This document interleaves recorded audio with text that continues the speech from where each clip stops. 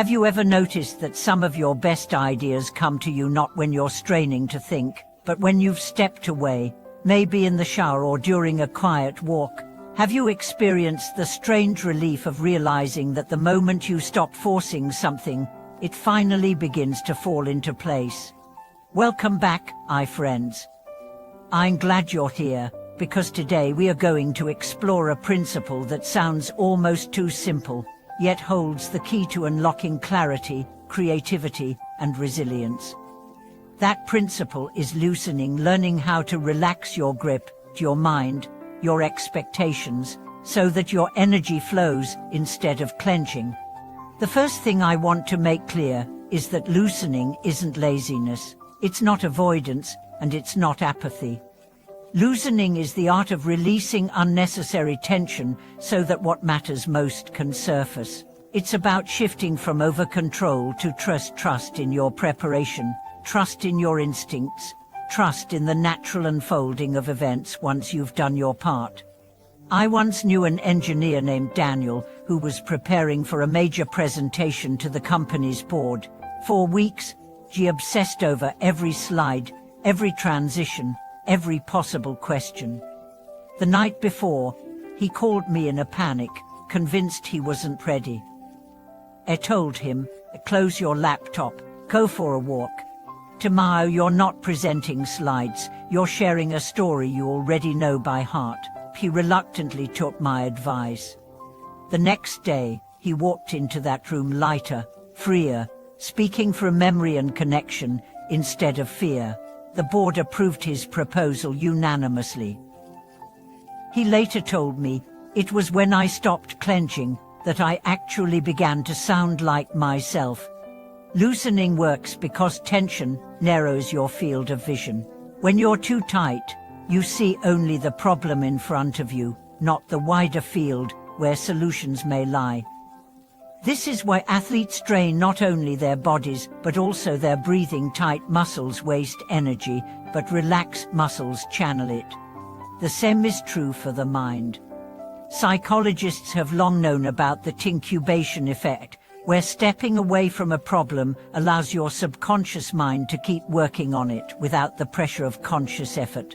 Think about the times you've wrestled with a problem for hours, only to have the answer pop into your head while you were washing dishes. That's loosening in action. But loosening isn't just about problem solving, it's also about relationships. Have you ever held so tightly to a friendship, a romance, or even a parent-child dynamic that you started suffocating it?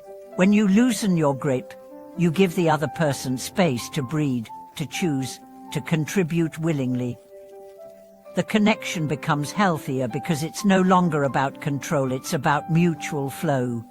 I once spoke with a mother who was constantly worried about her college-aged daughter. She called every day, texted multiple times, and often gave unsolicited advice. The daughter began responding less and less. One day, the mother decided to try something different. She told her daughter, "I'm here for you any time, but I let you be the one to reach out this week."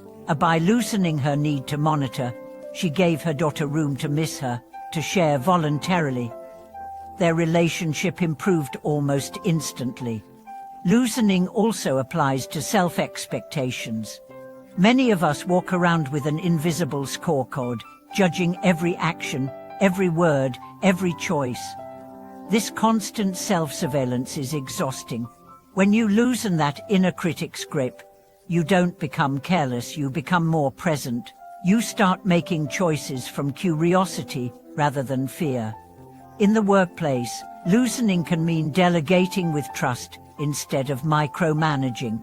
In creativity, it can mean giving yourself permission to write a messy first draft instead of waiting for the perfect sentence. In personal growth, it can mean allowing yourself to take a break without guilt, trusting that rest is part of the process. There's a Zen saying, tension is who you think you should be, relaxation is who you are. Loosening isn't about losing your edge, it's about sharpening it by removing the unnecessary friction. Here's something you can try this week. Pick one area of your life where you feel overly tense. It might be a project, a relationship, or even your own self-image. Then, identify one small way to loosen your grip. Maybe it's pausing before sending that follow-up email. Maybe it's letting someone else take the lead on a task. Maybe it's giving yourself one evening completely off, without guilt. Notice how your energy shifts. My friends, life has a way of opening its doors to those who stop pounding on them.